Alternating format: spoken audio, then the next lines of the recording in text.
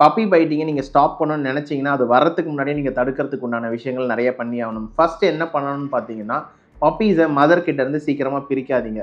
Mother milk எவ்வளோ பப்பீஸ்க்கு இம்பார்ட்டண்ட்டோ அதே நேரத்தில் பப்பீஸ் சோஷியலைஸ் பண்ணுறதுக்கும் மதர் ரொம்ப ஹெல்ப் பண்ணும். ரெண்டாவது பார்த்தீங்கன்னா, ஒரு எஸ் அண்ட் நோ கமெண்டில் ரொம்ப கிளியராக இருங்க. நோன் அப்படின்னு ஒரு விஷயத்தை நீங்கள் சொல்லிட்டீங்கன்னா அதுக்கு பப்பிக்கு எப்போவுமே அது நோ தான். பப்பி பார்க்கறதுக்கு ரொம்ப பாவமாக இருக்குது, இந்த ஒரு தடவை மட்டும் நான் பப்பிக்கு எக்ஸ்கியூஸ் கொடுக்குறேன் அப்படின்னு நினச்சி நோ கமெண்டை நீங்கள் பிரேக் பண்ணிங்கன்னா பப்பி வந்து எல்லா டைமும் அதை பிரேக் பண்ண கற்றுக்கும். அதை விட முக்கியமான விஷயம், அவங்களோட சிப்ளிங்ஸோட முடிஞ்சால் அவங்கள டைம் ஸ்பெண்ட் பண்ண வைங்க. ஏன்னா கரெக்ஷன் வந்து சிப்ளிங்ஸ் கிட்ட இருந்தும் கிடைக்கும்.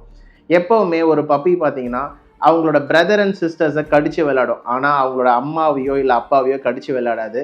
ஏன்னா அப்படி கடித்து விளையாண்டாங்கன்னா அந்த அம்மா வந்து இமீடியட்டாக கரெக்ஷன் பண்ணும். ஸோ பப்பிக்கு தெரியும் அம்மாவுக்கு இப்படி கடிச்சா வலிக்குது, அதனால அதை நம்ம திருப்பி பண்ணக்கூடாதுன்ட்டு. அதே மாதிரி உங்களை பப்பி கடித்து விளையாண்டாங்கன்னா உடனே கரெக்ஷன்